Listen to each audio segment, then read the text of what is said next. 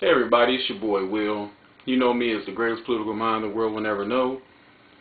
But I'm not coming at you today about politics, no Obama, no McCain. Just some sci-fi, gooey, goodness. And I'm going to give you my thoughts, my analysis, and my commentary on the second season premiere of Terminator, the Sarah Connor Chronicles. Now, if you don't know anything about Terminator, and that means you were living under a rock for the last 20, 25 years, or you might be some little kid who might be 18, 19, or 20, and haven't had the honor and the privilege of being around 1984 and getting to see Arnold Schwarzenegger in the role that made him famous kick serious ass for about 2 hours basically a chase movie about a woman who understands that she has now been targeted or terminated by a computer system that will one day take over the world, blow up the world, and start pretty much a complete genocide of the human race, and that her son, her not even conceived yet son, will help humanity fight back and eventually destroy Skynet. That was the name of the computer. So I feel sorry for you if you weren't around to understand the hype. And then James Cameron, who directed the first one, he directed the second one, just came and blew us out of the water with T2. We've seen a huge jump in sci-fi films everywhere when it comes to sorry, that was a bug. When it comes to the morphing technology and the T-1000, and we see Terminator just push sci-fi films to the next level. It was amazing. I won't even blow it for you. If you haven't seen Terminator 2, please run out and go get it, or just keep watching TNT or TMC or the Superstation TBS or something, because you will see it eventually come on. And I think it's one of the greatest sci-fi franchises ever, period, bar none. Then we get T3. Subpar. And what was with the whole endoskeleton under the morphing of that you get from the T-1000? I didn't understand that. And I really didn't care about John Connor being a wuss. Why is he all wuss? See, that's one thing I hated about that T3 movie. He was a wuss.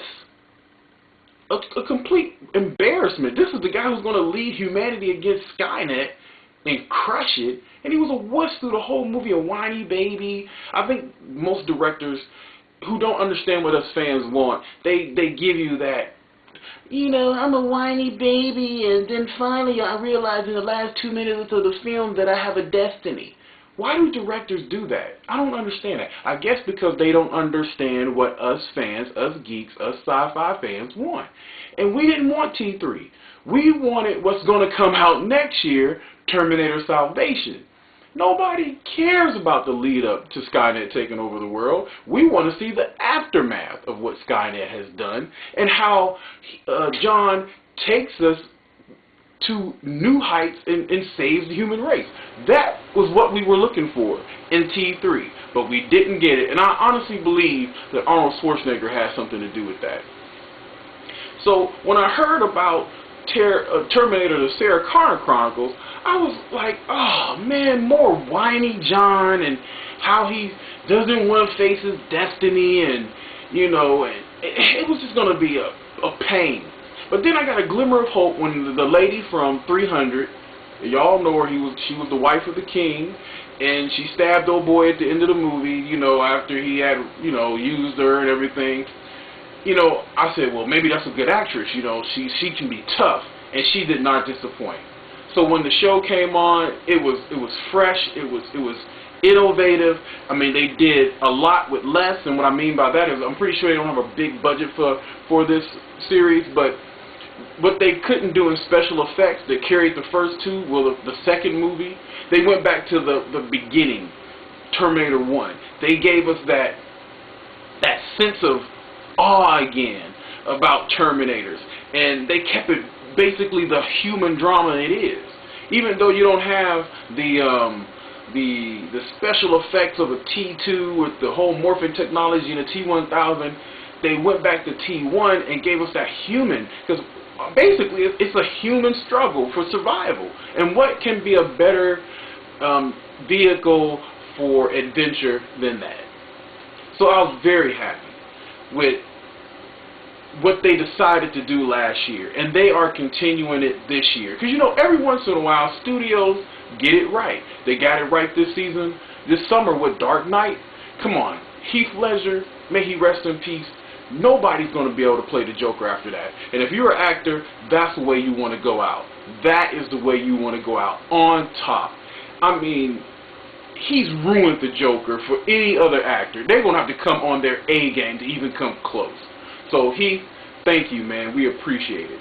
Number 2, Iron Man. Come on, second tier Avenger. Well, if you're a comic geek like me, you know Iron Man, but your average moviegoer doesn't know him. And Jon Favreau took that second tier character with a great pick in Robert Downey Jr. And you geeks know, when Robert Downey Jr. was announced as Tony Stark, y'all didn't feel him because I wasn't really feeling him. I was like, can he really pull off this playboy with all these emotional setbacks?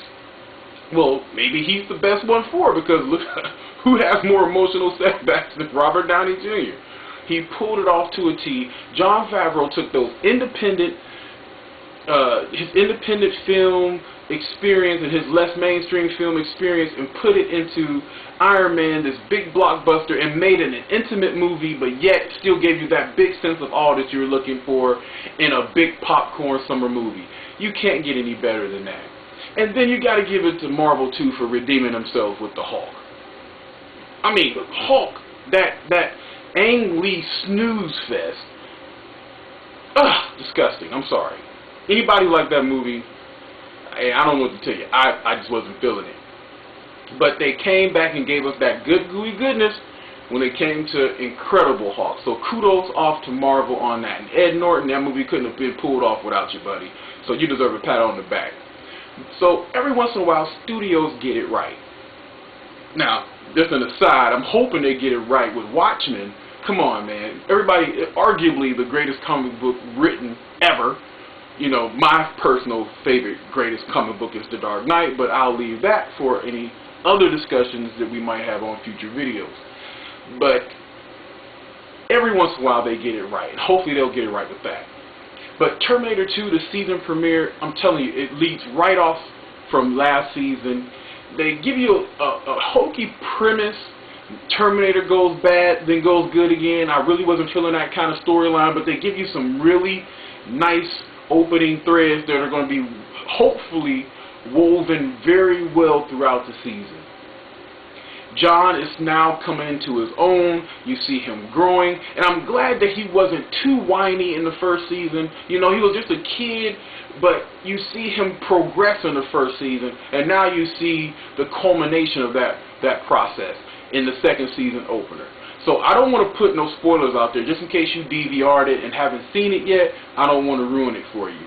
But let me tell you this, you will not be disappointed. A great second season opener. I'm looking forward to great things. There is a great surprise at the end. You sort of see it coming because it's so reminiscent of T2, but I'm glad it happened the way it did.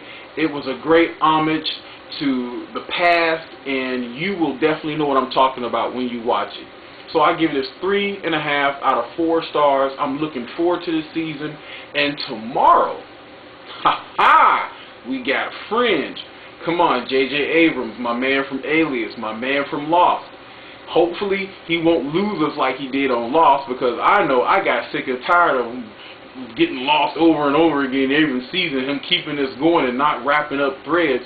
Hopefully he won't do that, and he learned his lesson with Fringe. I'm looking forward to it. It looks like a great concept, great actors, a nice ensemble cast. I'm not too sure about the lead on Fringe because she kind of looks like that spunky girl, and I can't stand the spunky girls who are, you know, tough just for tough's sake. Can't stand that. You know, I like a little vulnerability in my heroines, like Scully. Perfect, Scully. You can't get no better than Gillian Anderson. So anyway, people, Terminator, Sarah Connor Chronicles, you're going to love it. Great second season opener. I had a great time watching it. It was suspenseful, and I'm looking forward to this season. And I will give you guys here and there. I'm going to give you my review of Fringe. I'm going to give you my review of a lot of different stuff. So be on the lookout for it. And that's about it. Take care. Peace.